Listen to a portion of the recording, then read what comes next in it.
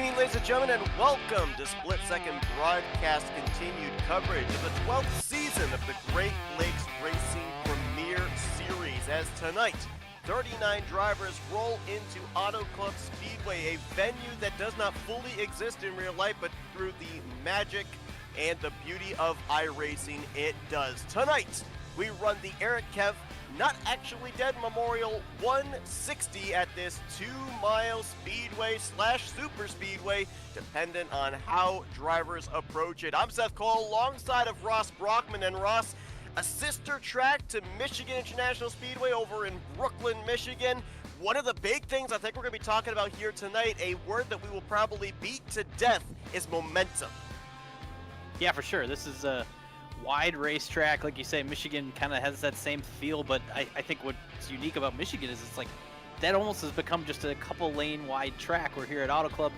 I saw it during practice. These drivers can go all over from the bottom to the top, and that's a huge opportunity for these guys to potentially gain ground through the restarts and through the initial laps when they're all bunched together. So you lose a little bit of that momentum that you're talking about, then you're probably going to get passed by 10 cars, all different sides of you. So you got to be careful of that. We'll see how these cars race, slip sliding around the banked turns here that are somewhat flat, but like I said, super wide. Twilight conditions to start this race as well. This race will progress into the nighttime hours. 80 circuits on tap for these drivers here this evening, as Jared Duda is going to lay down the lap time that nabs him the pole position here tonight, and he'll share the front row with Tony Manji. Yeah, Jared Darling, another great qualifying effort. He usually does such a great job qualifying. Then Hunter Brittle starting fourth. Driver that moved his way up above the top 10 in the point standings after Phoenix last week, Jackson Sims, and he'll make up that third row with last week's winner from the desert in Phoenix, Christopher Heller. Matthew Weeks, our defending Premier Series champion, starting in row 4 next to Spencer Owens in the 23. The drivers, one just inside the cut line, one just outside the cut line, complete the top 10. Elliott Henderson, 8th in points coming tonight. Cy Jackson, 12th in the standings.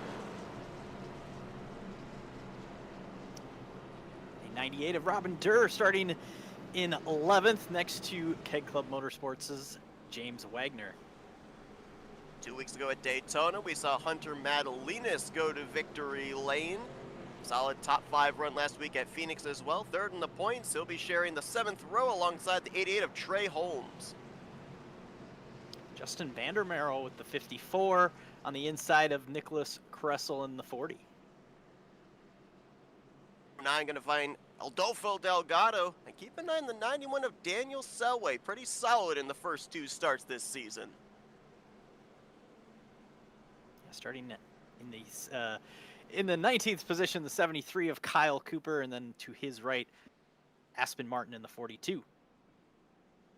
Low start to the season for Ashton Lawson in the 26 car, but he will be making up the 11th row alongside of Luciano Espinera. That was great, nice job. The 18 of Matt Durr starts on the left side of the row 12, and then starting to his right, Joshua Morgan in the 35. And Vanderhook will be back in row 13 alongside the 14 of Gavin Fitzgerald. Cycle through the rest of our starters before we go green. So indeed, 39 drivers going to be taking the green flag here tonight. The Kepf Memorial 160. Under the lights here at Auto Club is green.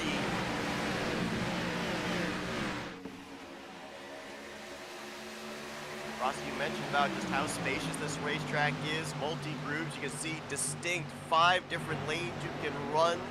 So, and look at Jared Darling, my goodness. Big slide, big save on the inside, and now Madalinas gets sent down across his nose. Little friendly fire between a couple of Mustangs, and that appears to not have a caution coming out at this point. Yeah, that's a huge development from that incident. You saw Darling You know what DK stands for? Drift King, sliding through the 1 and 2 there, and had it saved, but then just clipped Hunter Madalinas there. And because there's no caution, they lost a ton of track position. Darling not too far behind the pack, but Madalinas is going to be significantly behind, almost half a lap behind. Literally two different incidents that occurred, and they all merged into one. I couldn't exactly distinguish who it was that got into Madalinas that sent him down across the nose of Jared Darling, but it all seemed to mesh together, intersected as they exited off of turn 2, and of course for Hunter Madalinas, dropped a couple of spots in standings after last week at Phoenix, third in points coming in after the Daytona victory, and as you say, early going here, finds himself behind the 8 ball. I'm also noticing, I'm not sure if exactly what the reasoning is behind this, but our scoring is showing both the one of Jared Darling, who was just involved in that incident, and last week's winner, Christopher Heller, out of the race. We're not even 5 laps in, and last week's winner, points leader, has DNF'd. I'll have to check in on what caused that. Obviously, we had some talk pre-race before we went on the air of just some storms in the area. Some of these drivers, I'm not sure if it was something along those lines, but yeah, both Darling and Heller out right now. Look at this, 4 wide off of 4. It gets really tight there. Delgado was able to kind of check up a little bit or lose a little bit of momentum to get it straightened out, but now he's back 3 wide in the middle. Saw that 73 of Kyle Cooper on the, or big correction, Nick, that Kyle Cooper on the outside line. About 5 miles per hour faster in that 4-wide formation, and big reason for that is the higher you run, the more speed you generate straight line once you eventually get to the front and the back stretch. You see the front runners all kind of single file, but back here it is 2 and 3 wide, just trying to get away from each other. And the minute you get next to somebody, you start racing them a little bit, and that's really tight there. Looks like Delgado and a couple others getting spun out.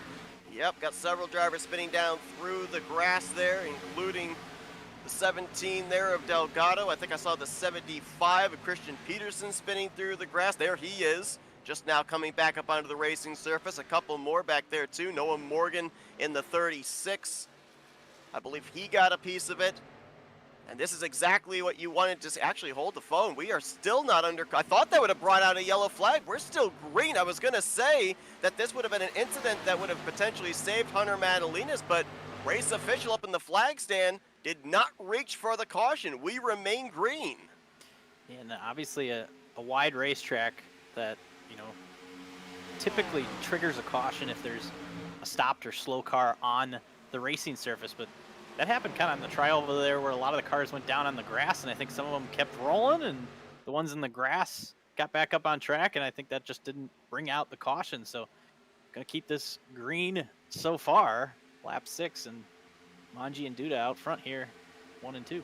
Yeah, big opportunity for the 2 drivers that started on the front row. Manji came into this race 4th in points. Jared Duda came in only 5 points out of the top position, 2nd in the standings. We already documented Christopher Heller already out of the race in the early going, came in the points leader, and we saw Hunter Madalinas currently running towards the tail end of the pack after his incident back on the first lap off the exit of turn 2. So obviously a long ways to go in this race. A lot can happen between now and the checkered flag, but things looking good at least for the 24 and the 53 in the early going to maybe have one of them leave here tonight, the new points leader.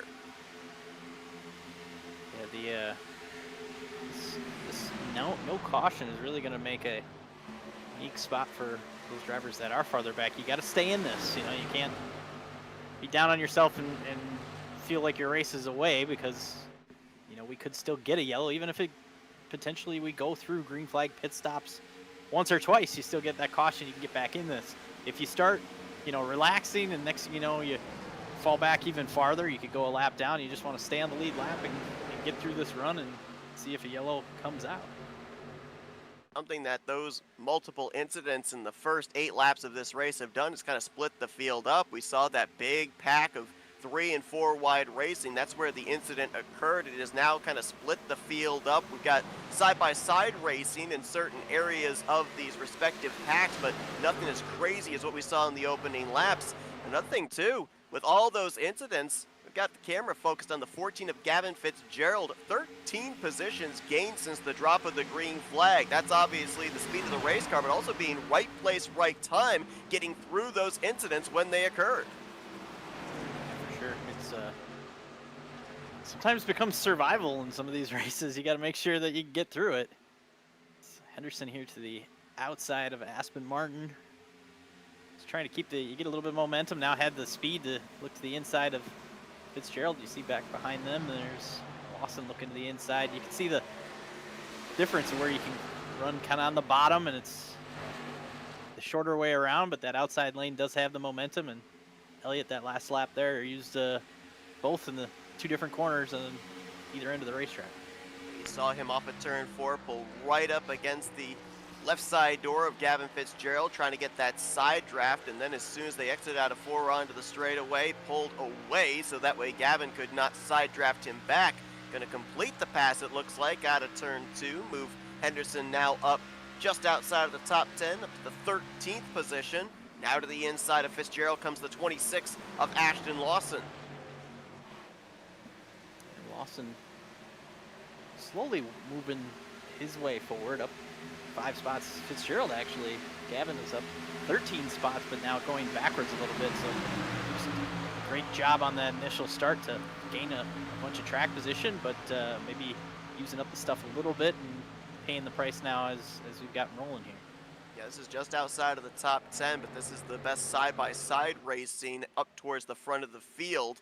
Most of the front runners have gotten themselves single-filed out. You see Hunter Brittle taking a peek there on Jackson Sims, who actually managed to get around Hunter a couple of laps ago for that 3rd spot. Brittle trying to hold off the 23 of Spencer Owens. You talk about a driver that's really been able to kind of come back from the hard luck of Daytona. Spencer Owens went into this season's Daytona race, the defending winner at that venue 1 season ago. Did not finish well, but last week a great run at Phoenix moved him up to 23rd in points, and now solidly up here inside of the top 5. Got a front row seat of maybe a 3-wide situation off of turn 2. I saw Sims kind of get a little close to the wall on the front stretch that last time, but I think it was just perfect amount of momentum to then pull the inside of Duda here, and Brittle kind of wanting to do the same, but gonna have to wait for that battle to kind of settle out. Sims gonna complete the pass here. Brittle gonna have to kind of settle in 4th, following along here, and regroup down into 1. Wasn't really aggressive, it wasn't really abrasive in movement, but that move to the inside and the migration up in front of Jared Duda. Could we call that a slide job for the 6? Yeah, I don't know. I guess you could say so. I think ultimately sliding in front of the driver, that's what you got to do. They're Duda going to do the same, kind of slide right in front of Sims to take that spot back. And yeah, if you can, you want to obviously get back to the wall on the straightaways if you can, just so that way you can set up your entry. You're always used to that arc entering the corner from the wall. So if you can do that, slide right up in front and grab it. Man, ooh, Brittle getting the wall a little bit. Sims going to get to the inside here with Owens pushing.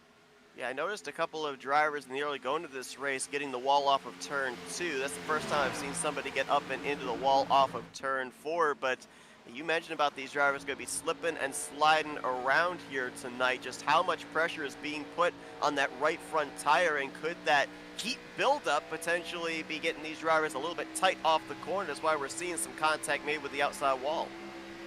Yeah, for sure. It definitely just gets to the point where you're like, man, will this thing ever turn? And you see Brittle now running way up high. That's obviously a good way to make that situation work, just because you don't have to turn. I mean, you still have to turn the same amount, but it's just spread out over that long corner on that outside. Hopefully just keep him at least at bay as he continues to try to stay in the top 5. If anything, when you're running way up there and nobody else is, you've got guaranteed clean air to the nose to hopefully get the car to turn through the center. As we drop back here, this is just inside the latter portion of the top 10. Inside Jackson, 12th in the points, had a great qualifying effort here tonight, holding on to the 8th position. We've got trouble here. That's the 88 of Trey Holmes. Looks like he was able to gather it up and save it with all that run up here in the back straightaway. Did not make contact with the inside wall, but problems for the Mobil 1 Toyota Supra, and we still remain under green. I was running 12th there. I saw as they were all coming off the corner, there was a couple of them that got really close on the backstretch, and I think the 88 just kind of one of those things where you kind of get doored running out of room on the exit and got spun out and able to keep rolling and not too far back of the pack here. See 73 of Cooper looking to the inside of Cy Jackson, the 2. Kressel gonna. Sometimes you can decide who the person in front of you, which driver is gonna win the battle by giving him a push. Kressel not close enough really to help decide that battle, but we'll try so on the front stretch here. Just let them settle it out. Looks like 2 of Jackson's gonna get away here. Now the yellow's out. Yep, there's our first caution of the night. And it looks like it's going to be the 35 of Josh Morgan here on the back straightaway. Turn 2 has appeared to really be the trouble spot. That's about the 3rd or 4th car that we've seen down there near that 45-degree jutted out angled inside safer barrier. And this one is going to warrant the yellow flag coming out. And after what we just saw in the first 17 laps of this race, there's probably about a dozen drivers that all just let out a collective sigh of relief, because this is going to allow them to catch back up to the pack again here for the upcoming restart. For sure. Look at a handful of our incidents that we've had in an eventful first 17 laps here. I know on the initial incident we had with Jared Darling going through 1 and 2, kind of grabbing the apron a little bit, and that slide was a heck of a save. But in order to save it, kind of coming off of 2, had to catch it and got into Madalena. So we'll take a look at that here in a moment. Yeah, we'll see if we can pinpoint who it was that got into Madalenas, kind of sent him down into Jared Darling. There you see the 7. The Rexy throwback right there, too. A little throwback to the IMSA cars.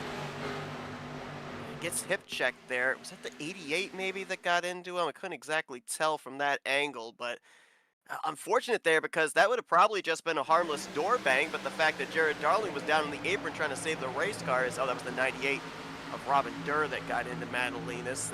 That's what led to Madalenas completely going around. Yeah, and I think that ultimately Madalenas, they're kind of, sometimes when someone's about wrecking in front of you, it's not a bad thing to just follow them, because they're probably about to catch it and move out of the wave, and sometimes it's hard to stay in the same lane. Let's look at this next incident. Adolfo Delgado. Looks like he thought maybe he had space up in front. Not clear, had a car to his right rear quarter panel. He saw Christian Peterson spinning through the grass area there.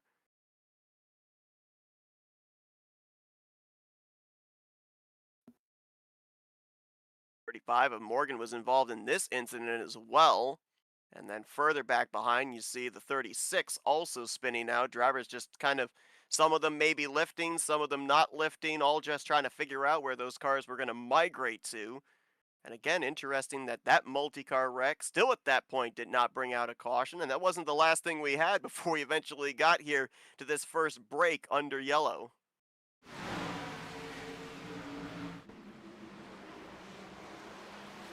What happened to Trey Holmes? I think this is just 2 cars kind of coming together off the... Yeah, it looks like Selway maybe got the wall a little bit, and that closing rate for Holmes got him to the inside, and I think he probably is assuming that he's not going to get there just because of the momentum that Selway has, that you think you're just going to slide in behind, but then once he clips the wall there, now you're going to be to the inside, and your momentum coming all the way out to the wall is going to connect you, and round he went. Did you see how hard he was yanking on the wheel? That right front was nearly off the ground. Ultimately, yeah, I think that's what's nice about, the downside to a lot of those drivers probably being frustrated that a caution didn't come out. I heard some of them keen up and frustrated that happened. Here's the last one here that caused the caution. Ooh, there goes Morgan around. Off the bumper of Peterson. It's a tough break for Morgan, who is unfortunately has a ton of damage there on the front end. But I was just going to say, like, the caution, the frustration of not having the caution, one of the reasons is kind of a good thing is just that runoff area you have on the backstretch, and that a lot of the drivers, unfortunately not for Morgan, but a lot of the drivers did have that opportunity to save it and keep their car rolling, and now this caution gives them new life. Big hit's going to take Josh Morgan out of this race. We currently have, it looks like, 3 other drivers that have DNF'd. Alfa Delgado, James Shiflett, Jared Darling. Christopher Heller is back on the racetrack, albeit 6 laps down. So whatever the issue was, apparently it has been remedied, and he will try and salvage something here, coming in as the points leader. As looks like Tony Mongi is going to elect the outside line as the control car. We are back green flag racing here at Auto Club. Little wheel spin in the middle of the pack there. That was Elliott Henderson. Got a little squirrely, maybe a little bump from Justin Vandermeer right behind him. Yeah, everybody back on fresh tires. You got to be careful here. You know, you had a lot of drivers that ultimately didn't really get to race that first 17-lap run, and now they do. So just because they lost the pack due to those incidents. So hopefully no one over-eager here or just making mistakes from not having that handful of laps to experience what this car was going to do in this pack. But getting after it even up here in the top 5. Matthew Weeks going to make a huge move down on the bottom to gain some track position. First time we've seen him in the top 5 tonight. For the 4th position on Jackson Sims, Nicholas Caressel was trying to make it 3 wide for that spot off of turn 4, that red and white machine. And look at this Hornet's nest back here. 2 formations of 3 wide. That's Vandermeer in the middle, Robin Durr up on the top side, Elliott Henderson all the way on the inside line. And then you got Aspen Martin trying to figure out, do I tempt the fates and go 4 wide? Yeah, it's like we were saying during that first run, it's just so tough because you get to racing and sometimes losing momentum racing somebody else, and then the minute you figure out that situation, then the next person's on you trying to make a pass. It's amazing racing just to see as they come down the front stretches. Everybody going their different ways down what should be somewhat of a straightaway, even though it is curved, and down into 1. What's that famous saying? Reports of my death have been greatly exaggerated. I don't know what more proof you need that Eric Kempf is not dead, according to the namesake of tonight's race. He was in the middle of 3 wide back there around the 22nd position. Now that has sorted itself out, on board with the 63, looking ahead to the 75 of Christian Peterson. 22nd right now is where Eric Kempf finds himself. Yeah, Eric just kind of biding his time here a little bit. Ultimately up a few positions from where he qualified. I think just somewhat surviving, but yeah, it's hard to miss that pink car out there. He's racing that. League has its own little inside jokes. I'd love to know what the backstory is of the Eric Kempf Memorial, because it's not the first time that we've had a race titled that, so I'd love to know the lore. And I don't think that's anything that, yeah, I think, you know, I don't have the full gist of what that means, but I think ultimately it's from admiration towards Eric and his long-standing ability to race in this league and been in this league forever. I know the 63 has been out there even when he hasn't. He's made sure the 63 is out there. It's just part of this league. So, so yeah, memorializing him even though he is still with us and racing every single week. Mentioned about Matthew Weeks working his way up through the field, had cracked the top 5. He has now since dropped back to the 7th position, about to get around Nicholas Caressel to move back up to 6th, but he was using the inside line, has since migrated up the outside line, maybe trying to find something there. And at 73 of Kyle Cooper, he's been pretty committed to that outside line since the drop of the green flag, and he's been able to make hay up there. Yeah, for sure. I know now we've had this caution. We've had a handful of drivers just trying to work their way back forward, and that's the way to do it. You're obviously going to use up a lot of your stuff trying to use that top lane to make the passes, but sometimes you just got to do that and hope that the second half of this run you can at least maintain your position, or who knows, you maybe catch another caution and it works out. You know, a lot of these drivers, I think about Matthew Weeks up here, a handful of these drivers that are really good at saving their stuff and ultimately saving their tires for the second half of the run. If you get a caution in the middle of your run, then that kind of backfires on you. So some of these drivers that are using their stuff up, it's not a bad idea, just because you never know if you're going to be able to get to a long run anyways. There's still a long ways to go in this season. This is the 3rd race of season 12. We will not complete the regular season to know who the 10 playoff drivers are until close to the end of August, but I look up here inside of the top 5, top 10, a lot of drivers hovering around that 10th in the standings cut line. Shane Neiswanger currently in the 9th position. He's 9th in points, just above the cut line. Jackson Sims up here in the top 5. He is the cut line driver. You see the points as they run here. You know, Brent Kincott down there around the cut line. Henderson, Cooper, who's having a good run here tonight. I know it's early on in the season, but do you think for a lot of these drivers that find themselves just below 10th in the standings, here tonight they're looking at an opportunity to get up above that cut line, maybe make it a little bit easier to play defense above the cut line rather than have to be the aggressor to get up into the top 10? Yeah, I think that right now the biggest thing is it just changes so much because there's not a large, pack of races to score your points for. So, the changes, you will see Heller was already down to 7th after his issue tonight, after being the points that are going into this race. So I think that, right now it's just so dramatic with the points swings that it's still very, I think if you have a good night and you move up a bunch, you're really excited about it. If you fall back a bunch, you feel really bad. So it just looks so much more dramatic because we're early in the season. But every point in this race counts the same as all the other races. So you got to keep stacking those points and we're gonna get together. It's like weeks Spencer Owens, Caressel, Owen to Kyle Cooper, and I thought they were going to have it saved. They spent the whole straightaway trying to gather it back up, but ultimately Ashton Lawson ends up into the outside wall in the entrance to 3.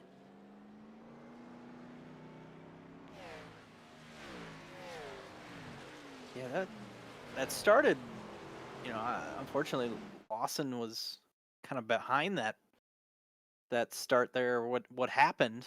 Take a look here. I think Matthew Weeks is apologizing on the radio right now I think he's taking full blame for it, but I think it was a matter of just kind of misjudging where he was at. You see the run from Caressel here. Owens maybe pulling down to give him that outside lane. Yeah, Weeks just got into Caressel a little bit, stacked him up.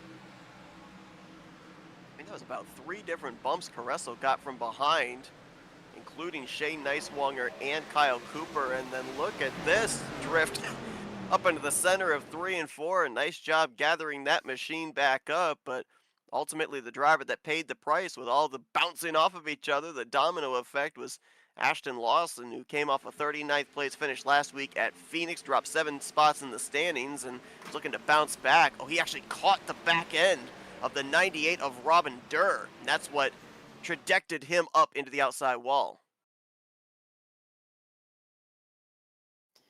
Yeah, tough spot to be in when you see this, like where do you go, and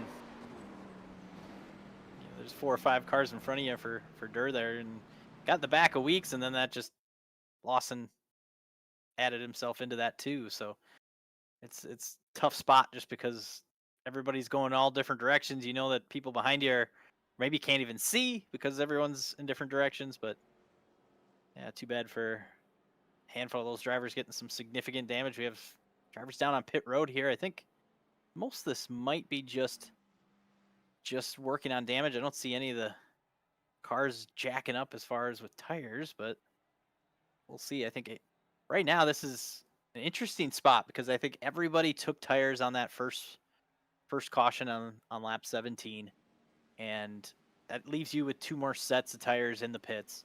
And I think right now you want to maybe use that second to last set, your next set, once you're much closer to the window, or maybe even a little past halfway. We're not there yet, so I think that ultimately it's a little early to take a set of tires. I'd love to see someone try, just because I think you'd drive right up through the field. It might take a handful of laps to do it, but it kind of puts some pressure on everybody else that didn't take the tires. But I know that it'd be pretty tough to grab a set now and then know that you got 50 laps to go with only 1 more set in the pits. That's still a long ways to go.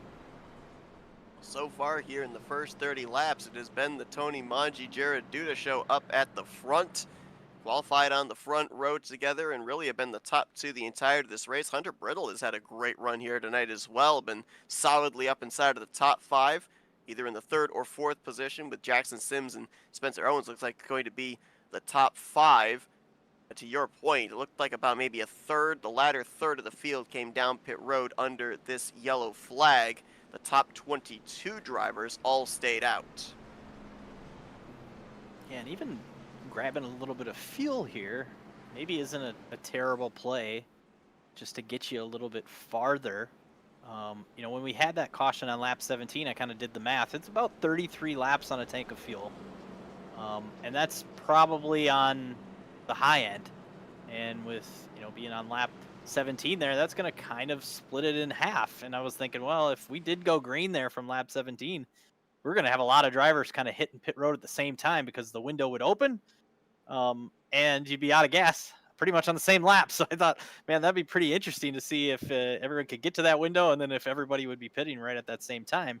Now, fueling up here for some of these drivers in the back, you could maybe go a little bit farther, make sure you hit that window. If we do go green the rest of the way from here, I think a lot of these drivers up front could still make it, but it would be close. So I'm glad that some of these guys grabbed fuel. Just, you know, if you're in the back, might as well top off so you know if we run a little bit longer here, you have a little bit of flexibility to maybe go a little bit longer than your competitors and save that extra set for a little later in the run.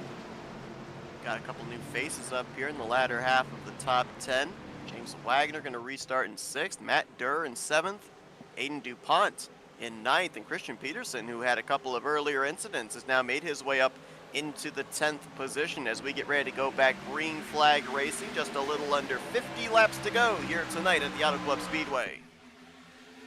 Yeah, you mentioned Peterson, also Madalenas. This is the type of couple cautions they needed. You know, the caution get caught up and then another caution kind of reset. I see Madalenas all the way up at the top there trying to gain some momentum, but this is a great opportunity for some of those drivers that are reset again to get everybody back in front of them to start making moves. Push Eric Kepf there, it looks like, for Madalenas. Fitzgerald falling in right behind. Now going to go to the outside, make it 3 wide. Up there to the top in 1 and 2. He gained about 3 spots by the time they exited off the second corner. Now straight up the gut. Martin on the inside, Kepf on the outside. Fitzgerald going to pull down right there behind him, running the tire tracks just ahead of him with the 0-0 of Aiden DuPont. You mentioned DuPont, great job getting up into this top 10 now. A lot of action in his mirror here, going to try to sneak up, hold off the 3 wide advance from Madalenas going in the middle. He's going to settle in behind him, but battling the 57 of Wagner here. It's just going to, get a little high there. Kind of gets resituated, trying to get back to the bottom, but Madalenas is looking down there. Love how at the beginning of the broadcast tonight we were talking about how spacious this racetrack is, but when you see them 3 wide, 4 wide, there's not a whole lot of space to be able to be given. It's almost like being in rush hour traffic, and these cars, they don't have turn signals. Yeah, and it's you know, the one thing I noticed you always forget about here is like, yeah, it's wide and you got all these options. Here's 18 of Durr trying to get to the outside of Peterson, got the wall a little bit there. There was enough space for a car. Yeah, for sure. The key to being fast here is you have to almost use the entire track in a lap. Like you want to, like I was saying, you get all the way up to the wall and the backstretch, making sure you're there so you can arc into the corner. And sometimes you go all the way to the bottom, or maybe you slide all the way up to the top. It just seems like you talked about momentum. Like it just seems like you have to use all the track to make the optimum lap. And when you're side by side, you just don't have that ability. So it kind of stacks up people, or you get the little bit of a slide job we were talking before, and just because that's the only way to get that pass done. Christian Peterson, one of a few drivers, says we got trouble. Caution is out. A melee over here, including Shane Neiswanger off the second corner. Shane Neiswanger was one of a few drivers that actually came down pit road to top off on fuel under the last caution, put him back in traffic, and apparently has been involved in some sort of a scrap there over in turn 2.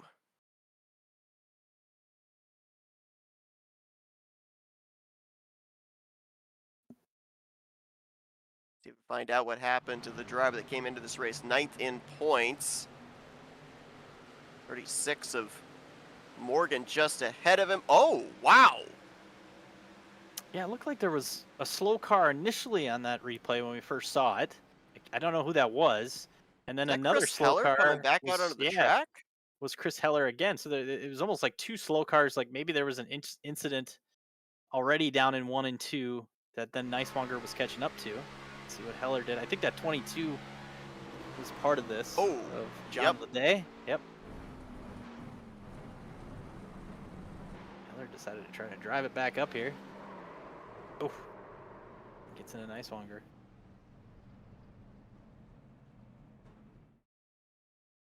And then the follow-up wreck, and that was a wild ride there over one of those access roads into the infield for Heller as he jumped up over the curbing from the grass to the asphalt back to the grass. Heller had managed to get back into the server, was logging laps, had passed a couple of drivers for position, which could be some valuable points for him. More than likely not going to be leaving here tonight as the points leader, which is the status he came into this race with. But he's currently, it looks like, sitting on pit road. As here's a look at it again, and that's a pretty significant contact for the 22 of John Leday, and as well as it looked like the 77 also getting a pretty big hit. Yeah, it looked like Pienta just kind of got a little high there, looking with the 22 on the outside.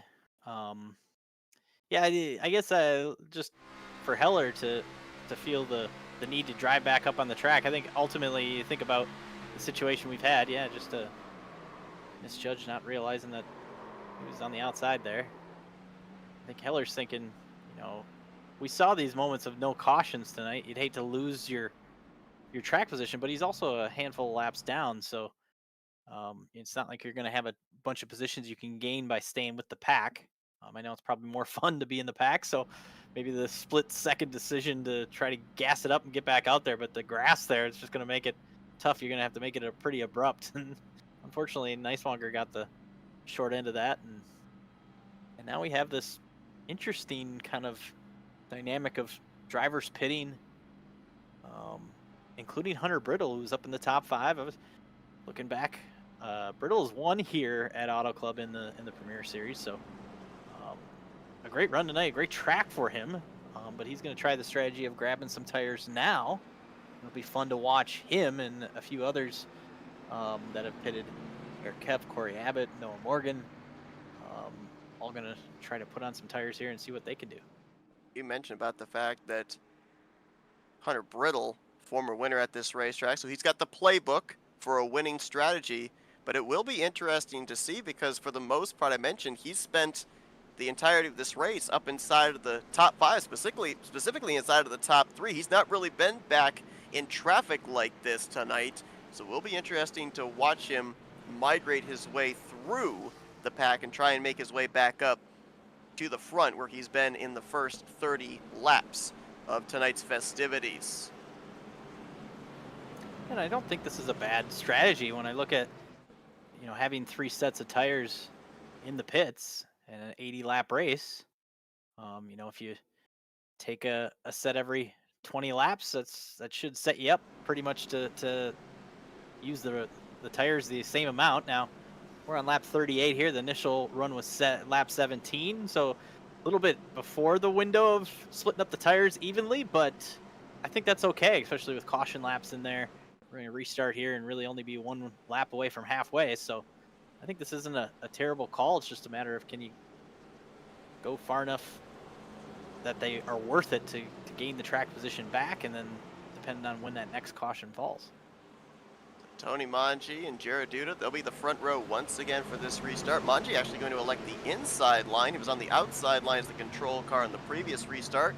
Jackson Sims, Spencer Owens side Jackson will be your top 5, followed by Christian Peterson, Matt Durr, Hunter Madalinas, James Wagner, and Aiden DuPont.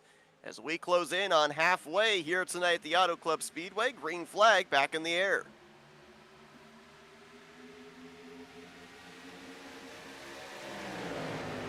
Seen them 3 wide, even 4 wide going into turn 1 on the initial start and restarts. Looks like they're going to fan out 3 wide, about 3-4 different areas of this pack. Bottom lane, having Manji select that inside lane really gave Jackson Sims the opportunity. Tried to get alongside Duda, wasn't able to, but ultimately going to stay here and try again in 3 and 4 down to the bottom, side by side for second. Next running of those Toyota Supras is Jackson Sims. Trying to move his way up into that runner-up position. Going to get a little help from a fellow Supra down the front straightaway here. A little push, a little draft from Cy Jackson. Meanwhile, up top, you got the Fords working together there. Sims, at least for the moment, has the nose out in front. Can he complete the pass off of 2? Yes, he can. Move the 6 into the second position. Duda now back to third, but he'll now try for the crossover, maybe down here into 3. Yeah, you see, I saw Peterson get so close to the back bumper of Duda there off of 2, and sometimes that's even better if you're the driver in front. If they get really close to you, if they don't hit you, you're probably going to get a huge shove, and that shove got him the opportunity to get to the inside of Sims, but not able to complete it. Here comes Madalinas. You see him to the back bumper. Peterson going to give him a push down into 1. How about Cy Jackson up into 4th here in that 2? That's a great job for him to sneak up into this top 5. This is a great comeback here for Hunter Madalinas. He was up inside of the top 5 at the moment that his incident occurred on the very first lap of this race. Caught the caution he needed, has had a fast car, worked his way back up through the field, and now knocking on the door of the top 5 once again in that bright green number 7, as this battle for second place will not go away. Jared Duda and Jackson Sims, they have been locked in a fist fight trying to wrestle the second position. As a little contact, a little paint traded between the 2 off of 4. Madalinas down to the bottom now, going to make it 3 wide for the lead, or for second. Leader Manji just looking in his mirror, watching them fight. And that's some great battling here with 3 wide. Pretty much 2 rows there, a little unorganized, but now Henderson falls back out of that 3 wide, and Madalinas kind of lost the momentum running that bottom. Lost a few spots. Look at that, just immediately back 3 or 4 spots just from that running that bottom there.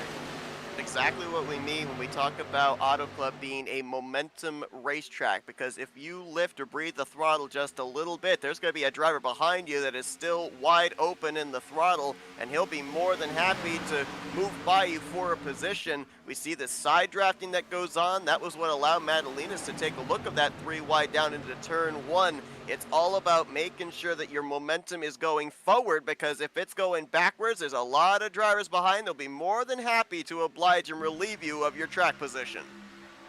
You talk about momentum. Another great way to get momentum is just have fresher tires than everyone around you. Here comes Hunter Brittle and Shane Neiswanger. We talked about him getting in that incident, and it gave him the chance to bring that car down pit road, put 4 tires on it, and try to get this track position back up into the top 10 now. As I think Brittle and Neiswanger, they're hoping this stays green for an opportunity to keep moving up.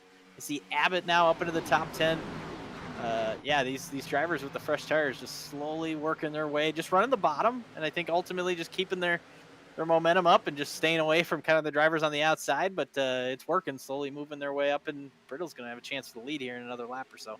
Yeah, absolutely. I think to your point, the speed that's being carried right now by that 10, Jared Duda now under fire, and Tony Manji is going to be a sitting duck. No way he's going to be able to combat the fresh Goodyears in his rearview mirror, as Brittle will take a look to the outside. He'll get boxed in, and that's going to allow Shane Neiswanger to take it 3 wide for the top position. Manji will lead the lap, but who will be the leader when they come down here into turn 1? Setting up really nice for Shane Neiswanger to have that opportunity down the bottom. Manji again kind of closing the door, but it's not going to be enough, and that's going to kill his momentum. And Brittle even got in the wall a little bit, but Neiswanger is going to take the opportunity to grab the lead. Espinera here up to second. Fresh tires moving their way through the field. Where in the world did that 41 car come from as well? Followed along with Neiswanger, Abbott, and Brittle up here to the front. Right now in the second position. Chevy, Toyota, Chevy. Then the Chevy of Manji, in a battle between another Toyota and a Ford for that 5th position. Corey Abbott in the 43 was trying to get by Jared Duda for the 5th position, having a little bit more trouble than the top 3 drivers were in getting by the 53 and the 24. Yeah, Brittle's had some moments of connection issues. We just saw it in 1 and 2 there, a couple blinks, and that's something you got to be careful with. Oh, see Christian Peterson off the bumper of Jackson there in the 2. A little sideways down the backstretch. Bump draft kind of not even, and Kressel down to the inside here, going to make the pass, try to complete it. Looks like both the 63 of Eric Kepf and the 40 of Nicholas Caressel on the same strategy. Came down pit road, put on a set of tires under that last caution. A little surprised to see Caressel running on the bottom of the racetrack here. He was high, wide, and handsome prior to that earlier yellow, running in the tire tracks of Jackson Sims. But to your point, if you've got the fresh tires and it's the shorter way around the racetrack, is pretty much the inside line the best viable option for these drivers that are off sequence with the others in front of them? Yeah, it definitely is the move. I just saw Eric Kepf, though, go around a few of our previous leaders with Manji and Duda on the outside in 1 and 2. Had that run down the backstretch and got clear with his tires from the top 5. Nice job by Kepf. You look in front of him there. The other drivers that were pretty aggressive getting up there with their fresh tires, you kind of wonder like how much you're going to use those tires getting through the pack. And I know it's really inviting to just drive right up there and try to get through it, and you definitely want to get through it at some point. Ooh, Matthew Weeks slow. Oh, and there's a stack of DuPont gets spun. I think that might have been Aiden DuPont, indeed. Oh my goodness! 36 of Morgan just got clobbered. All 4 tires left the racing surface. Caution is out. And it looks like it was the 83 of Kurt Gibson that may have been the car that nailed the back of the 36 there after the earlier contact with the 00.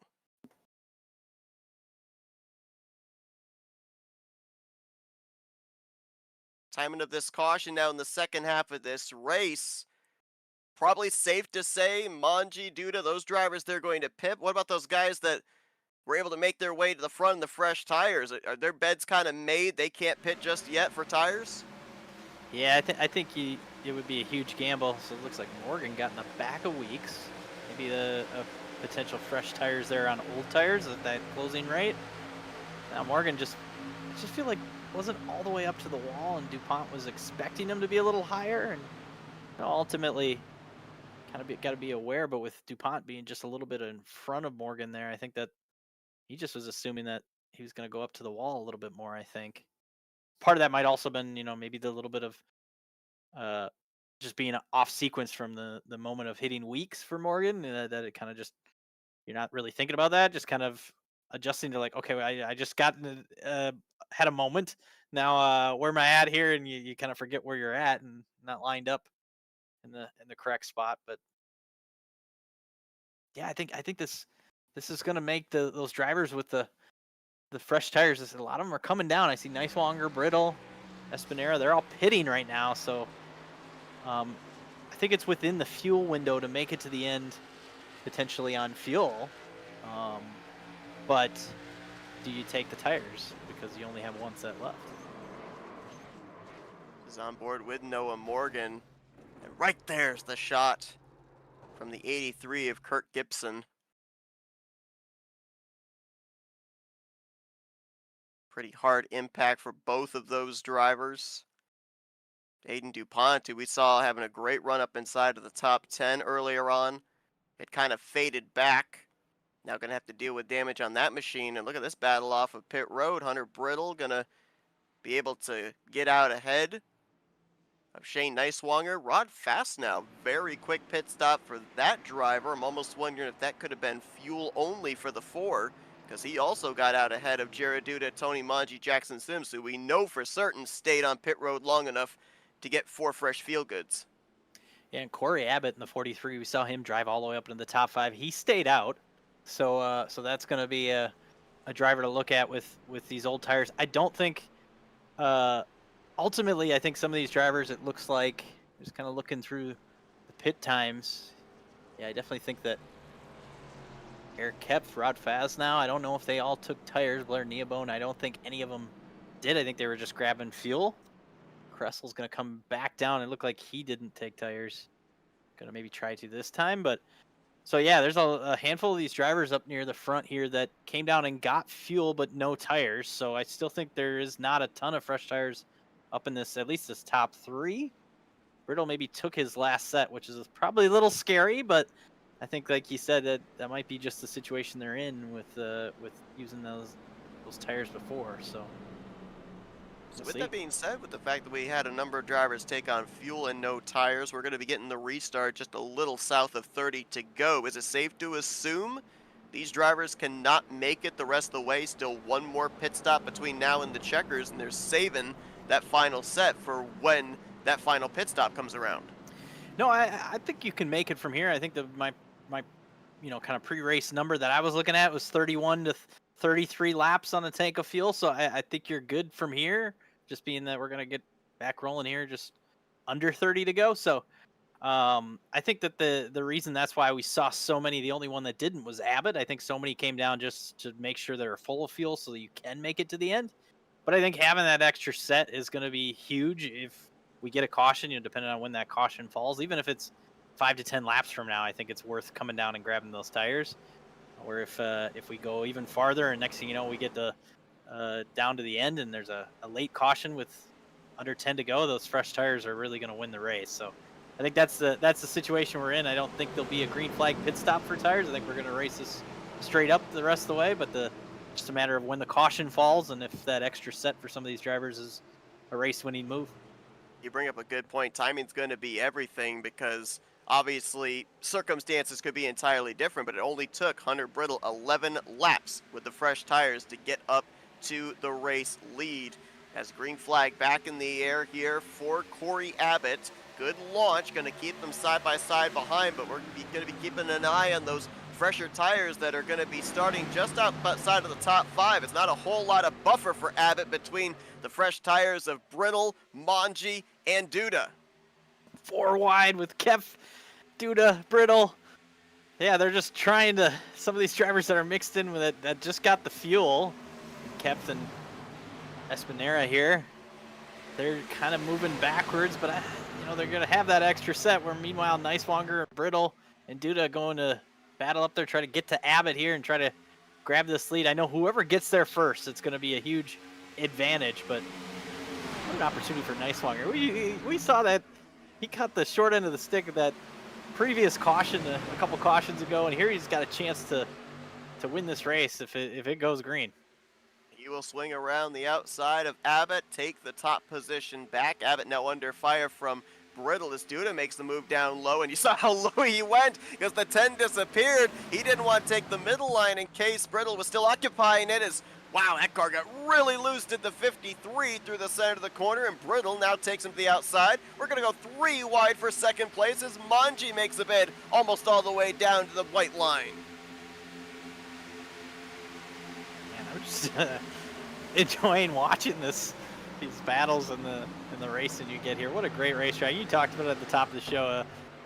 Now somewhat mythical racetrack. The fact that this one's gone is just, it's so heartbreaking. I'm glad we have the opportunity here virtually to still see it, but it's amazing to see these battles. And Duda got clear of Brittle. Now Brittle dives down to the inside, gonna try to slide in front of Duda. They almost got to Nicewanger and how much they were trying to roll there, as Manji's gonna now try to make it 3 wide on the bottom. We got some new players up here as well as we see this slicing and dicing for the top position. I see that yellow giant tiger Mustang back there of Gavin Fitzgerald. He's made his way up to 7th, and just outside of the top 10 is Juan Madalinas. Big moment back there, big slide, big save, and he's going to lose a lot of spots as a result. I couldn't tell if there was contact or if he just got loose, but some problems there for a driver up 3rd in the point standings. Maybe even clipping the apron like his teammate did earlier, or Jared Darling. We saw maybe, I don't know, Madalinas thinking, well, let me try that. I'll see if that works. It didn't work for Darling, and Madalinas got involved in that too. But yeah, down in 1 and 2, just big slide down there as Duda now in front of Nicewanger here. Nicewanger giving them a huge push down the front stretch and trying to get away. Sir Owens in this picture as well. Same for Christian Peterson. Boy, there's not a lot of room being given. Some contact was made for the lead. Wow, my goodness! Talk about clearing yourself. I don't think the spotter had enough time to tell me it was clear. Peterson across the nose of the 23 of Owens. And that move, man, that's almost 5 wide as you enter turn 3 there. A little staggered as Nicewanger going to go up the hill. That's going to kill the momentum from Duda. Here comes the 24 and the 10 down the inside. Peterson on the outside. Man, it's just so hard to even keep up with it. Great racing every single lap. I think with what we're seeing here, these drivers know we've entered the second half of this race. The pay window is opening up quickly here. Going to be closing in on 20 laps to go. Is still really tight, 3 wide there off of turn 2. Brittle trying to get the spot on Manji. Peterson will swing around the both of them, so move the 75 up into the runner-up position. Gavin Fitzgerald says thank you very much. He follows Peterson on through for third. They're still 3 wide, but this was previously for second. It's now for fourth. I just wonder, you look at, oh man, it gets really tight back there. I saw Sims get in the wall. I was just going to bring up Sims, Owens, Selway. They're all kind of, they're running 3 wide behind this group, but you kind of wonder if not mixing it up here with these top 5, are they able to save a little bit here? We still got 22 laps to go. If this does go green, these drivers with the fresh tires up front here, they're, it's going to be settled amongst them. So if it stays green, you want to be one of these drivers that maybe saved a little bit in this back half of this top 10. You just wonder if some of these drivers that did that. Oh, Manji slid up right in front of Sims there. Not sure if he was trying to throw a block or maybe prepare for a move on Shane Neiswanger. Nearly contact between the 6 and the 24 there on the back straightaway. Is now Brittle makes his way up the middle line here. Something I'm noticing with these cars, when they're making these darty moves, they look extremely unsteady, like they are sawing on the wheels here to be able to get the car pointed into whatever lane they're trying to migrate to. Yeah, for sure. It's oh, there goes Brittle. He might be pulling off just because of the blinking situation, but yeah, it's been a tough deal for Brittle just because of that connection issue that he's having tonight.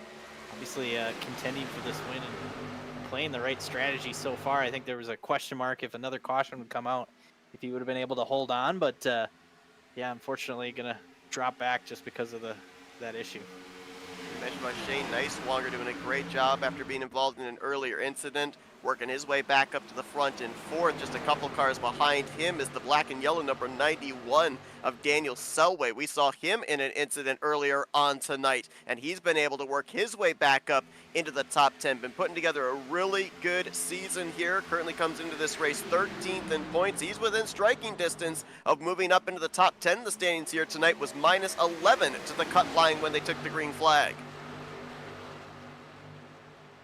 You wonder if some of these drivers that weren't mixing it up for the lead initially on the start of this run, can they now sneak up here and grab? I saw Gavin Fitzgerald get up there kind of late, thinking maybe he saved a little bit, but just now kind of stuck in third there. Now you see Jackson Sims trying to race his way to the top 5, and then Elliott Henderson and I talked about Selway, both of them now driving up here, having a chance to maybe see what they have. I think they were ultimately, we were just not seeing them race, but they were racing just as hard as some of these drivers up near the front. Here's Fitzgerald going to try to get a little clean air on the outside, get some momentum. We'll see if he can time this right to get a run on Peterson. Going to give him a push instead. Looks like, at least for the most part right now, not many drivers wanting to go to the inside line. We see a few there. Manji, Elliott Henderson trying to get around Daniel Selway for the 7th position. I saw a little further back, I think it was Aspen Martin trying to pick up a spot on James Wagner. But more and more drivers kind of riding in line up in, looks like around that 2nd or 3rd groove through the corners here. To your point, maybe just kind of biding their time, trying to save a little bit of tire to make those moves late in this race. The bottom lane, I think, is the best. You see Henderson drive down to the bottom lane. You can kind of keep the momentum up and drive it really, like we were saying, use the entire track, start up on the outside, but then just the drivers on the outside, you kind of just can't get the momentum off the corner. He was 3 wide on the backstretch last time. Now kind of has to reset, and here he's under attack by Wagner in the 57, Endermero in the 54 right behind. So it's just tough when you can't complete a pass. You lose all that momentum you were talking about, and then all of a sudden it takes a little bit to get back going. The 24 of Tony Manji is the furthest he has run pretty much the entire night. Last time by scored in the 8th position. I almost wonder if this might be part of the problem where he spent so much of this race out in front in clean air, wasn't exactly sure what the car was going to do back in traffic. Ever since he got migrated outside of the top 5, he's not exactly been able to work his way back forward, kind of stalled out here in the latter half of the top 10. Yeah, for sure. Here comes Henderson to the inside here. I think that this is setting up right now. It still has that green feel, but you never know. We've seen the incidents kind of just happen just with cars kind of getting together the second half of this race. Just from being a little later in the run and maybe sliding around and getting into one another. Manji's going to cross over Henderson, look back down to the inside as they got company here from both ways, looking outside and inside. Ooh, Henderson gets clipped.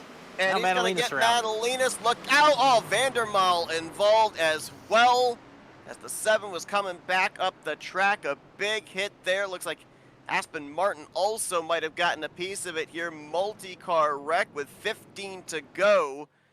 And Hunter Madalinas, it has been an eventful night for our Daytona winner.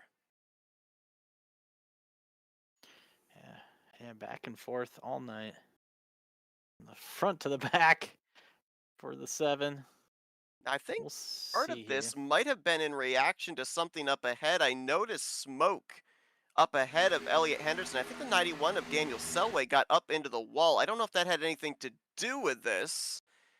But obviously a move to the outside made there by the 88 of Trey Holmes, and Henderson reacted and looked like the 88 was already to his right rear quarter panel.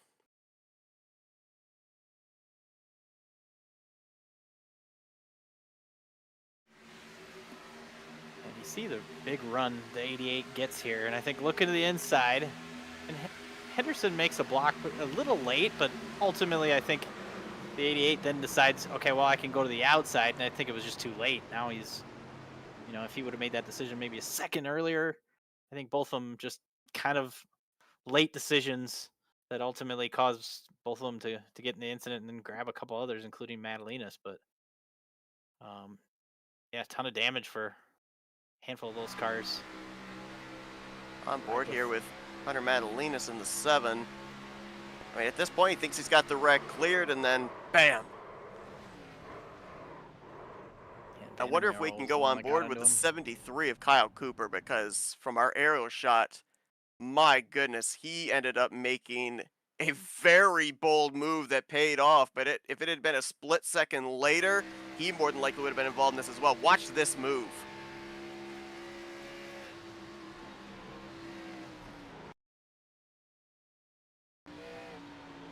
Just enough space. That's a heck of a move. That was really, I mean, if you're watching at home and you've not done, any iRacing or any type of racing like this, where he basically kind of had to like throw his car like almost like a dirt driver would to slide in there that gap from missing the right. Whoa, look at that! Just right across the nose of the 88 too. Man, yeah, it almost looked like he had to kind of, like you would a dirt car going into the corner where you kind of have to flick it a little bit to get it to turn. That's almost like what he tried to do there to get through that gap, and it worked. What a move, and saved his race and his car to get back out there. But move, gonna keep him at least up inside the top 15, and more importantly, the car's still in one piece. Yeah, I'm gonna grab a set of tires here. Now looking at our front runners, we talked about the situation. If we got that caution, depending on when it was, it's gonna put a really tough spot for the drivers that are out of tires, and that includes Shane Neiswanger and Hunter Brittle here, first and second. Everybody else, just looking back, came down and put on tires. So a few of those drivers, you thought about some of the drivers that took tires early but then didn't take them the second time. Guys like Eric Kepf, Corey Abbott, they now got tires but lost a ton of that track position just because we went green for a while there. Yeah, that's kind of the story here. The only two drivers that don't have a set of tires are Neiswanger and Brittle out front here. So I think it's going to be a tall task to hold off this group, but we'll see what they can do, and how long they can stay up there. I'm thinking at least maybe into turn 1, but we'll find out how long. Obviously, the drivers with the fresh tires, it's very important. We've seen it on that last restart. Whoever can get to the lead first can somewhat hold it if they want. So we'll see if any of those drivers with the fresh tires learned anything from that last run. And as you say, the drivers that came down and took on the 4 Fresh tires, they know who the other ones are that also came down and took on 4 Fresh Goodyears. So with that being said, in the fight for track position, how wild, in relation to the other starts and restarts we've had here tonight, how much more wild do you think we could expect this restart to be? Because ultimately, this could be for the win of the race if we run green the rest of the way. Yeah, it just puts you in a tough spot for some of these drivers that don't have the tires. And now we're just 12 laps to go. This is what's left, the situation we're in and where you're at. So straight up battle for the drivers that are all on the same tire strategy here. And yeah, for Riddle and Nicewanger, it's just going to matter of holding on to see what you can do. Nicewanger will be the control car here with Hunter Brittle, but they are going to have a pack of hungry wolves bearing down on them when they enter into turn 1. Christian Peterson, Jared Duda, Jackson Sims. Ooh, looked like a lot of drivers trying to anticipate when that green flag was going to fly, and here comes Duda, not wasting any time. Going to take him 3 wide into turn 1. Yeah, I think that was the right move there for Duda to get that lead. We talked about it right away. How about 6 wide? Yes. 6 wide. Selway with a great move to the outside, and now yellow out. We'll see what happens. Might have been Tony Manji. He was on the inside of that 7 wide. I don't see him any longer. I think also Gavin Fitzgerald back a little bit farther. I see Tony Manji is slowed. Gavin Fitzgerald is in the middle of the backstretch right now too. He was running 8th. So yeah, I think that was that. Yeah, you said it's 6 wide. I think that's what caused this. I didn't even see it because I was watching Selway rip the outside to grab all the way up to 3rd. Here's a look at it. So there is 5 wide, there is 6, and then Manji's going to get to the inside of Gavin Fitzgerald, makes contact with him, and then gets hit from behind by Kyle Cooper. So 2 cars there on the back straightaway. 2 drivers that had been having really good runs here tonight, and for a brief moment there with Tony Manji to the left rear quarter panel of Gavin Fitzgerald, we were in a 7 wide formation at a track that's designed to pretty much hold them 5 wide. Well, they tested all those limits and then some. Yeah, and obviously the 10 and the 49, the goal here, if you're the drivers of the fresh tires, you want to get through them right away. And there was an opportunity to the outside with Selway. There was an opportunity in the middle for Peterson, and then Sims down to the inside. So that's going to be 5 wide. And then I think Fitzgerald was trying to make it 6 on the bottom there and just kind of ran out of room. And then Manji was there too. So yeah, I just think that was the perfect storm to have. Yeah, look at that. 6, almost goodness. 7. And 2 of those drivers, the 49 and the 10, are saying, help, we don't like the situation. The good news is neither of them were involved, or they were involved in the incident, but neither of them got significant damage or lost a ton of spots, and now at least they're running under caution right now. They might salvage at least somewhat of a finish here, but yeah, this is that was just I think the other thing that kind of, with it being just 2 drivers on old tires, you knew that it was going to be a front row that was on the same strategy. So it'd be a little different if you had an odd number, where then you have one set of fresh tires to kind of start the path through. And I know that Duda was the initial one to get through there right away as they're diving into 1, but you knew that next row or 2 rows behind them from the restart, we're going to try their best, especially because Brittle and Nicewanger, not on purpose, but just because they're still racing, they still have the right to race. They were side by side too, so he just knew it was going to lend itself to have multiple cars wide there, and we hit 6, maybe even 7 for a split second before 1 went around. But how about and through all that chaos, Spencer Owens now up to 2nd, and we talked about Selway's big move on the outside up to 3rd. You got some new faces up here in the closing stages of this race, and it's interesting that obviously the points super close as early on as we are in the season, but at the conclusion of Phoenix last week, 28 of the top 30 spots in the standings changed hands And we've had a number of drivers that came into tonight's race up there in points at the conclusion of the Phoenix race that have had issues tonight. We've already documented Christopher Heller having issues right off the get-go. He is 6 laps down. He's been able to work his way up to currently running in the 32nd position, but this is not going to be a great points night for him.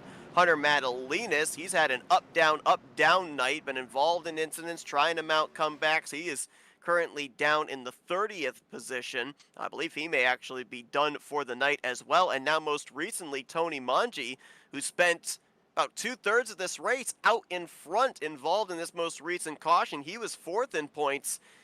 Jared Duda's looking good, at least for the moment, to leave here, head into the off week between now and Dover as the new points leader, but there's still going to be 8 laps to go when we go back green, so nothing is set in stone at this point in time. I think we're going to have a major shuffle in the points stands again here tonight, much like we did last week.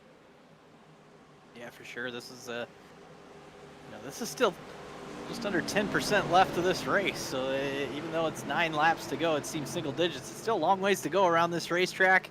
A lot of action. It's going to be exciting to see how they settle this. We still have some of those old tires up in that top 6 there, so keep an eye out for the 10 and 49, maybe slowing down the second half of this pack. 3 drivers came into tonight with back-to-back top 5s to start out the season. One of them just got us back under the green. Jared Duda, control car, will clear for the top position. Christian Peterson looking to follow suit, move around Spencer Owens for the 2nd spot, and we're 3 and 4 wide back here again. Shane Neiswanger on those old tires, along with Hunter Brittle trying to hang on. Here comes Matthew Weeks, high, wide, and handsome in the 11, as some door banging, some paint being traded here just outside of the top 10. 3 wide for a couple rows farther back. Yeah, what a recovery for Matthew Weeks. We saw him involved in the incidents before, all the way up into this top 5 now, and maybe if he can close up this gap, have a chance at this top 4 as they kind of got single file. You know, we've seen Duda and Peterson kind of work together previously, and that's what they're kind of doing, it seems, right now. You're kind of pushing each other away.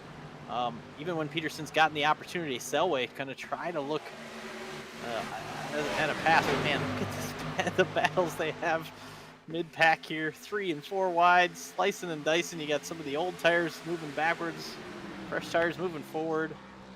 You look back from Jackson Sims and just look at them all fan out through 3 and 4 back there. Yeah, right now I think the best news for Jackson Sims is clear by 4 with all what's going on in the rearview mirror there. Matt Durr right now holding down the 7th spot. Oh, we got trouble here on the front straightaway.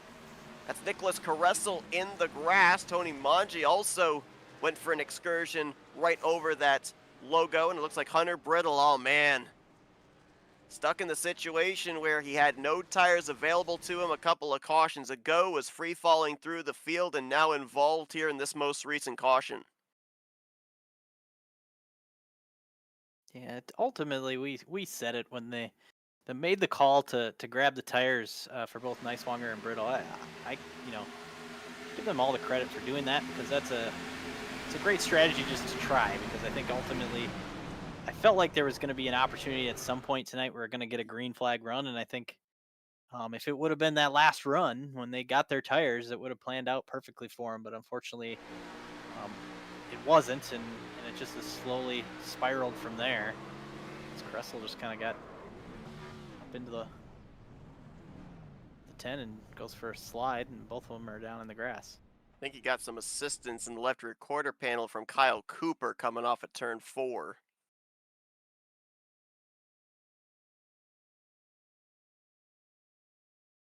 Yeah, see right side of your screen, the 73 starts migrating up the track here off the corner exits. Just up a little too high as Caressel tries to save it. Car's going to drift right across the nose of Hunter Brittle. My goodness, Pienta. Well, actually, I think he got a little bit of the 10, did Pienta? Yeah, he actually went through the grass, did Jeremy. I thought for a moment that he actually had that wreck completely avoided, but we can add him to the list of those involved in that incident. And then Tony Manji, he was back behind this. I'm not sure if there was contact that sent him down into the grass, but there's that Auto Club Association logo just down below the start-finish line, and he actually hopped over it, almost Travis Pastrana-like, So he went for a little bit of a ride there through the infield grass, but you saw he's still able to continue. And now things get really interesting, Ross, because with these late cautions, each time that we tick away laps under the pacing, that means there's going to be less and less laps for the upcoming restarts. We're at less than 5 to go for this upcoming restart because the lights are still on the pace car, and they just hit 5 to go last time by. Yeah, it's going to set a little bit of a panic for some of these drivers that are up here. Maybe not panic, but just a urgency. If you're any of these drivers up in this top 5 here going for the win. I thought Owens was kind of, just kind of trying to set up the front 2 there and see how it was going to shake out there for those last handful of laps. Now doesn't have as much time, and Selway's going to have the outside on this restart again. This time, not having the. I know the old tires were kind of past him on the previous restart, but obviously now they're not right behind him, and maybe get some help here to see if he can get a move. I think the 91, it'd be fun to watch him to see if he has a big move here. And don't forget Matthew Weeks and Jackson Sims, both really fast, sitting right there. I think they'll have something to say about this finish too. You look at our top 5 here, 4 of those drivers, former winners from last season. Duda, Peterson, Matthew Weeks, multi-time winners last season. Spencer Owens won the season opener at Daytona. Selway's kind of the odd man out here in terms of victories in the Premier Series, and would like to add his name to the list of those that have been able to take a checkered flag. And it's interesting too, because you look at just about everybody here up towards the front of the field, with maybe the exception of the 53, everybody, Owens, Peterson, Selway, Weeks, they've had to overcome some type of adversity during the course of the night, but now find themselves up here when it matters the most. For sure. It's been a little bit of a, maybe not survival, because I don't think we have I guess we do have a handful of drivers that are out of this race, but I think the biggest thing has just been keep it rolling, stay on the lead lap, and you'll have a chance in the end. And looking through our running order, there are a lot of drivers that have had those moments of this race kind of going the wrong way, but able to bounce back and have a shot here at either a win or at least a good finish. We had 39 drivers take the green flag to start tonight's race. We've got 29 that will take potentially the final green flag of the night. It'll be a 3-lap shootout here in regulation. Jared Duda, great launch on that inside line. Going to try and keep him stacked up from second place on back. Big move by Matt Durr. Going to take it 3 wide for 4th going into turn 1. Owens did a great job there of staying with Peterson on that outside. I think if he can stay there, got a little loose, and now here comes Selway's going to have an opportunity on the outside. Weeks down on the inside. Owens ultimately just got a little loose off of 2, going to lose a bunch of momentum. And Peterson into the race lead. He was not only able to hold off Spencer Owens for the 2nd spot, he got to the right rear of Jared Duda off of turn 2. Now he's out in clean air. Yeah, I didn't even notice that move for the lead for Peterson. Nice job to sneak around Duda there to grab the lead. First time tonight you see those two, seen them nose to tail, but now in the inverted order, 2 laps to go here. Weeks now down to the bottom where he's kind of been running. Selway up top where he's been running. I just don't know if they got to maybe work together a little bit to build some momentum to try to go get those front 2. Pretty equal footing in terms of tires for all the drivers here at the front of the field. Now it comes down to, as you say, using all the racetrack. Caution is out. We're gonna go to overtime as Kyle Cooper has a moment over into the entrance of turn number 3. They had not quite made their way around to receive the white flag, so we'll rack them up and we'll do it again, this time past regulation. And just before that yellow got called out, I saw Duda look into the inside of Peterson, gonna make a move. I think they kind of got away enough that maybe they're hoping to settle it amongst themselves. I thought that, trying to make that pass from second, coming to the white flag, was gonna potentially kill some momentum and give the other drivers, third on back, a chance to close up. Let's see what happened on this incident. Really got wadded up. Blair Neabone there in the 64. He had the 30 as well of Vincent Vanderhook. There's a lot of drivers, kind of maybe some indecision back there of, do I make a move? Do I ride in line? And ultimately we saw the contact that ended up having Cooper up and into the outside wall. It seemed like there was a lot of the drivers there that were kind of doing that, unsure of like where the person to their outside and inside. We've seen so many three wide battles tonight. And I think a lot of people have done a great job of giving each other room when they can. But I think we'll see here. I think 64 Neobone, he sees Caressel, he moves up, and he sees Vanderhook on the outside, and Vanderhook's kind of doing the same thing, as kind of going back and forth, trying to make sure that they're not getting to the wall or getting to the car next to you. And then if those little moves when you're trying to adjust and get straight down the straightaway, if they happen at the same time in opposite directions, you can kind of come together. And I think that's just the situation that happened there. Saw with that onboard, a little further contact as Rod Fastnow got into the right rear of the 73, and that was ultimately the big hit into the outside wall that currently now has Cooper sitting on pit road. Not sure they'll be able to get him back out there to finish this race. He's had an adventurous night. We've had a couple of onboards with him during the course of the evening, including that big move to avoid the wreck on the front straightaway. But now we know we're going to have at least 2 more laps here with this upcoming overtime restart. May not be our only overtime restart this evening, but with Christian Peterson able to make that move around the outside of Jared Duda, what position do you want to be in for this upcoming restart? Do you want to be the hunted? Do you want to be the control car in the position that Peterson's in? Or do you want to be the hunter on offense in Jared Duda? I want to be where we are. We get to just watch it. I'm having fun just watching the battles. But yeah, I think serious side of it. I think you want to be. I would love to be third or fourth, but we've seen a great job by Peterson and Duda being able to kind of get away in first and second. I think if ultimately restarting side by side, you're going to race each other. Down into one, and if the leader gets away, which obviously Peterson, the control car, he gets away. I like being Duda if you can get away from second and third, and then the third and fourth place car and be single file down the backstretch. I think then you potentially can build some momentum and try to make a pass a little bit better and set him up. So I'd like being in second if you can get away from not have to deal with Selway and Weeks here and the others behind. So, but I just don't know if that will happen. And so I think right now your first job, if you're Duda, is to try to get a great restart here and see if you could stay alongside Peterson into 1 and 2. And I think if Peterson's able to win that battle, he'll be hoping that the rest of the drivers kind of slow them down enough, because it's only 2 laps. So, that was kind of a political answer. I'm going back and forth between first and second, but give me second if you can get clear. Otherwise, I think Peterson in control of this restart. If he can nail it, he can hold them off. There could be a lot of uncertainty in this upcoming 4 miles. One thing that we do know for certain, we are guaranteed to have a third different winner on the season. Daytona winner Hunter Madalinas back in the garage area.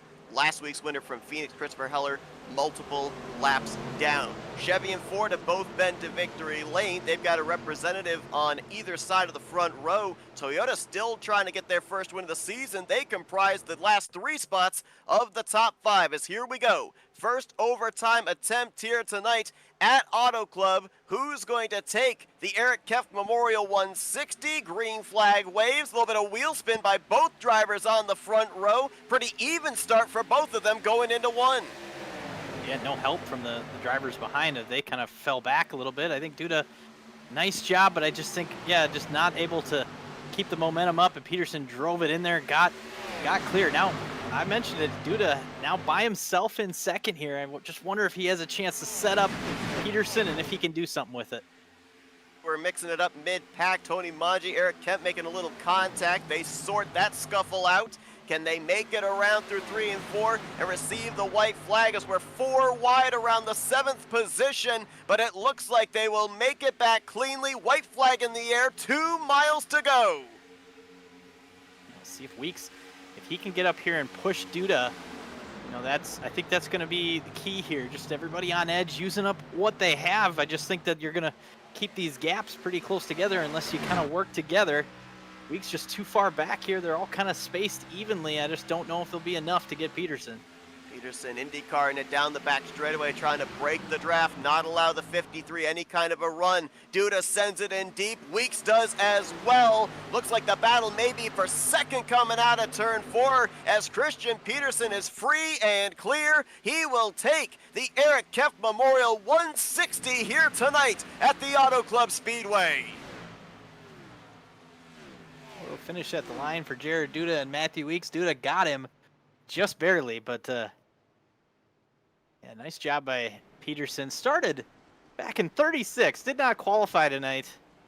Able to drive all the way up and grab this win. Driver who missed the first race of the season at Daytona. A top 10 finish last week at Phoenix brought him 23rd in points coming into tonight. And with the points as close as they are, he will certainly make leaps and bounds up towards that 10th in the standings cut line with the victory here this evening. Hey, you mentioned it. A driver that had contended for wins in this series before and last year, and goes to Daytona not with a locked-in spot, and he actually was up on his roof during the duels.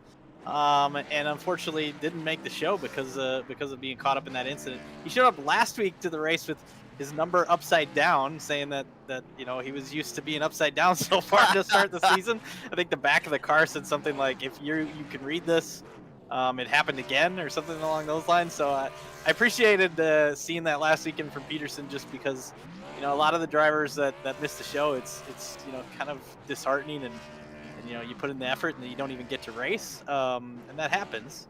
And he made light of it and ultimately made the best of it last week, and now the ultimate best of it by winning this week. Jared Duda there, those two, they wrestled each other in the closing stages of this race for this victory. Pulling up alongside, offering his congratulations to Christian Peterson, who will be heading to victory lane. And a lot of times we'll go back to the final lap of the race as the moment that was the change of who was going to win and who was going to ultimately finish second. I think you got to go back a couple of restarts when Peterson was able to get to the outside of Jared Duda, able to swing around the outside of him. That gave him the track position he needed for the upcoming last couple of restarts. Might have potentially been the move of the race that has him burning it down here tonight at Auto Club. Yeah, and we saw so many times on these restarts tonight where the drivers all got stuck together, and I think that this last one almost tended to be first off, the front row got a great restart. Duda and Peterson kind of got away. I think Selway just was trying to time it and then just misjudged it, and then because of that, it just separated everybody here up in that top 5. And I think once you're going to have a 2-lap shootout like that, it's you're going to use up all your stuff. You're going to go all the way to as fast as you can. I even saw, I think looking just quickly, 4 of the top 6 hit their fastest lap coming to the checkered. Wow. So it's obviously they all were just trying to hooked up to go, and because of that, I think it just separated everybody, almost like this front 5 here as they came down, got the white here. They're all pretty much ran a qualifying lap, and we're all so even that they just never got together. I was thinking you're going to need almost like a tandem to push down one of the straightaways to get a run. And you see here they all just hit the lanes that they were needing to get the clean air, and it just kept everyone the same speed. Watch the gap close up here from first to second, second to third, as both Duda and Matthew Weeks send a last-ditch effort into turn 3. Look at the send for the both of them, but ultimately it had them battling each other side by side for second, as Peterson was able to drive away for the victory. There's that photo finish coming to the line you were talking about for second place. I mean, that is super, super close. They both finish on the podium, but second does pay out more points than third.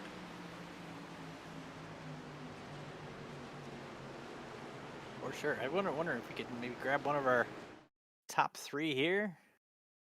Looks like still waiting on our winner, Christian Peterson. He's out there still working on his donuts, I think. See if we can we'll go in reverse order, see if we can get a hold of the driver that came up runner-up in that photo finish to the line, but a podium finish after an adventurous night. Matthew Weeks. Matthew, as the guys up here in the broadcast booth, you got a copy. Yeah, I got you. Man, I'll tell you what.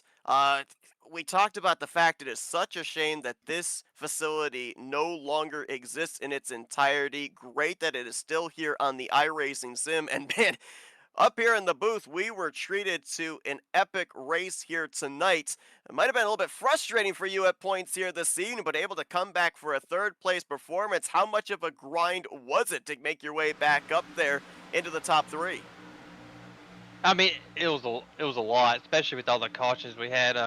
I felt even though I had to drop back there, because I messed up and I thought I was clear when I wasn't and got in a nick and caused that yellow. But I thought going back there, and we get a long run to the end. I felt pretty good with my chances because that first run we had was like 18 or something laps. By the end of it, I was looking at the times and I was like a tenth to 2/10 faster than everyone in front of me. So I just needed that long run and we just never got it. But I was just trying to take here and there. We'll get a caution, a couple spots here and there.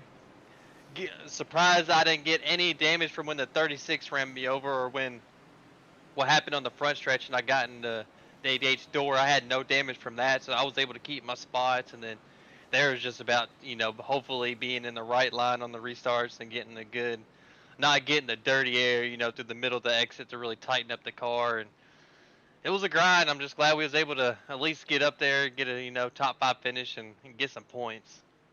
Yeah, we saw you have that great save as well that you're alluding to over in 1 and 2. Obviously, this race went into overtime. You're sitting on the outside of the second row. Did you have any type of plan in mind to maybe be able to get up there and battle with the 53 and the 75 for this victory? And how ultimately did it go to plan or maybe not to plan? Because Ross brought out the fact that you guys left nothing on the table. 4 of the top 5 laying down their fastest lap there on that green-white checkered. I had a plan. I knew starting on fourth, I was put in a good spot, and then those two being on the same team, it was going to be hard. And we went into one. I was just going to go to the middle because I thought, dude, I was going to go rip the outside and try to build a run, and that didn't work. And then he went to the middle, and that really gave me some dirty air, and I lost a little time there trying to gather it up and not hit the wall on the exit. And once I forgot, I don't know who that was next to me, but once I cleared and was for sure in third, it was just going to be. I don't know. I was stuck there. No matter what I did, it was just dirty air. No matter what I tried, I mean, dude, I was going to protect, his teammate because they do that team race and stuff, and going to defend who's ever in second is going to defend the guy leading the race. So I was just stuck there. Nothing I could have done would have really done anything without him. 3 laps. If that was like a 15 lap run to the end, I think I really would have had something for him. Well, hey, after everything you had to overcome here tonight, a solid finish on the podium this evening. 3 top 10s to kick off the season, 1 season removed from taking home the championship. So really good start. Got a little bit of an off week coming up before you guys tackle Miles the Monster at Dover. But before we let you go, Matthew, great run here tonight, and we'll give you the opportunity for thank you sponsors and shout-outs. No, shout out to you guys at the booth, man. I can't wait to go back and watch this race. I bet there were some cool moments and that save. I got to see that save again. I thought I was going to go head on into the wall for a second, but shout out to my boy Justin Vandermeerl at JV Designs. He painted all the Pro Edge cars in this league. They all look good. The silver car looks amazing at night. That's why I can't wait. Another reason why I can't wait to watch it. A night race here, car is going to look sharp. Everyone was running good too. Justin, Trey, Corey was up there. I think Kurt got caught in a wreck earlier, but those guys. Shout out to those guys for showing up in the league and actually having some speed. They just don't got the luck yet. They're getting that. I always say it's the beginner luck in a new league. It always happens. You get some caught in a lot of stuff. But Justin was showing speed. Trey was there showing speed. So it's good to see those guys. Everyone that runs the league, all the sponsors. It's fun. Hopefully Dover we get those long green flag runs because I think that's where I'm going to really fit in. Once we get those runs, we're going to be really cooking. Well, a great run for you here tonight. Congratulations, finishing solidly on the podium this evening at Auto Club, Matthew. Enjoy the off week and best of luck next week, or I should say in 2 weeks' time at Dover. All right, man. Thank you. Matthew Weeks, highest finishing of the Toyotas. We had a Toyota, Chevy, and a Ford all in the top 3. Ross, why don't you get a hold of that highest finishing blue oval? Jared, you got a copy? Yeah, I got you guys. Coming home second tonight. You and Peterson obviously had the seen it in the past where you guys have worked together kind of to get to the end of the race and then ultimately battle amongst yourselves. You saw the pass from Peterson. We saw that kind of late there before one of those final cautions where he got you. Were you kind of surprised by that move, or did you know at some point he was going to make it, and was the timing just what you assumed it would be? No, I mean, less than 5 to go. It's gloves off. We're teammates. Like, we're not going to wreck each other for the win, but we're both still racing for a win. Tried to keep both of each other up there, but still racing it. That last restart, I just got schooled by him on it.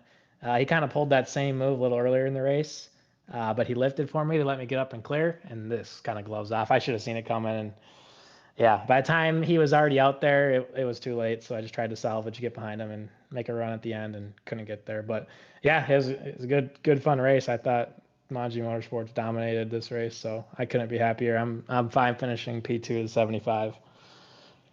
Yeah, you gotta take it. We saw, throughout most of the night, you were running up, pretty high. Obviously, it shows here on the graphic race. The farthest back was 7th. Looking in your mirror, leading all those, being up near the front, and obviously you guys up in the top 5 had a bunch of crazy battles. But you look in the mirror and see all the 3 and 4 wide behind you. What's that feeling, knowing that like you're not in that and you're trying to just get away from it? Yeah, I mean, I was in it for a minute in the middle of the race, and I did not want to be in it any longer. So yeah, it's nice seeing those guys back there battling, using up their tires while we're just kind of riding out front, trying to hang on and be there at the end. So it definitely keeps the blood pressure lower through most of the race. Well, the second place finish gets you the opportunity here with us to shout out anyone you want or thank anyone that you'd like to before we let you go. Yeah, I just got to first off thank everyone at Manji Motorsports and all the teammates running here. Um, yeah, we ran a great race as a whole. Qualified 1-2, finished 1-2, led probably 90% of the laps tonight. So hats off to those guys. We brought fast race cars today. Everyone at Duda Racing can't thank them enough as well. Putting together fast race cars, working with Manji Motorsports. Everyone at GLR putting on the series. It's not easy to do, so I appreciate them adminning and putting this on for us to race and have a great time. I'm sure everyone's a little frustrated, but it's always fun. I enjoy coming out here on Tuesdays, and then shout out to you guys in the broadcast at Split Second TV. I'm excited to watch this one back. It should be a fun race. It was pretty crazy there in the middle, and then shout out to Eric for sponsoring the race, the Eric Kepf Memorial 160. So yeah, we wouldn't have a broadcast if he wasn't here, if he wasn't sponsoring. So shout out to him, and then shout out to mom, dad, girlfriend, Chris, Andrea, everyone that's watching, giving Split Second the views. Hopefully, everyone's on there and cheering for us at Manji Motorsports. Well, thanks for chatting with us, Jared, and congrats on the top 3 tonight. Yep, thank you guys. And let's see if we can now dial up the third different winner on the season down in Victory Lane. Christian Peterson, you got a copy. The guy's up here in the booth. Yes, sir. I got you, Cole. Or Yeah, I'll Seth, tell sorry. you what an interesting start to the season for you. You missed the field at Daytona, solid top 10 run last week at Phoenix, and here tonight you are parked in Victory Lane, so the trajectory is definitely going up for this 75 car, but we talk about in these type of races, late race restarts, normally we're talking about the final restart of the night as the deciding factor of who goes to Victory Lane and who doesn't. But it seemed like it was a couple restarts prior to the last one when you were able to get to the right rear of Duda, swing around him for the top position, and then be the control car for those last couple of restarts. Duda said you'd kind of done that a couple of times, taking a peek there, and you kind of caught him out. Were you testing the waters, trying to see if something like that would happen, and ultimately decided, all right, this is the time to strike? Yeah, definitely. I mean, I was just, wherever I was really throughout the whole race, I was just trying to get clean air on the nose, like pretty much through the center of the corner. You could kind of follow people going in, and then if you parked it or just gassed up to get to their outside or whatnot, just trying to get clean air on that nose, I could tell it really helped. And then it seemed like once you got to like the top 5, top 6 around that area, like you really had a lot of options, you know what I mean? And once Duda and I were 1 and 2, it was like I was just nobody would go to the bottom. I'm not trying to give things away here, but nobody would go to the bottom, and it was just kind of, as much as I hate mirror driving, you put it where they're going, and then you park it, and then you drive down the track. So like I don't know. It was that race was crazy. I was in a 6 or 7 wide situation there with a couple restarts to go. We were dead last at one point. Um, and it was just a crazy race. But I hope we didn't peak too early. Like you said, we put it upside down at Daytona in the duel, didn't make the show, and then had a solid finish at Phoenix, but not quite where I thought we should have finished.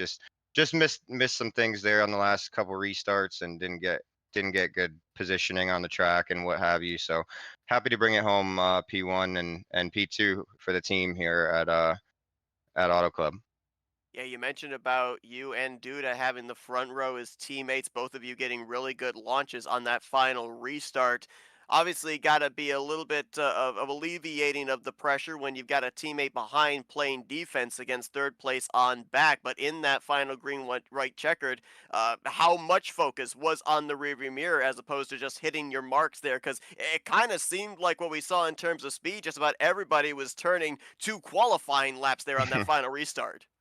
Yeah, definitely. I wasn't too focused. I mean, the only thing I was focused on in the mirror in the last couple restarts or the last restart was just the straightaway. Trying to break the draft, trying to get as much space as I could for the last 2 corners, I guess. But yeah, just hit the marks on the restart. Duda was super nice to me, and didn't ride my right rear.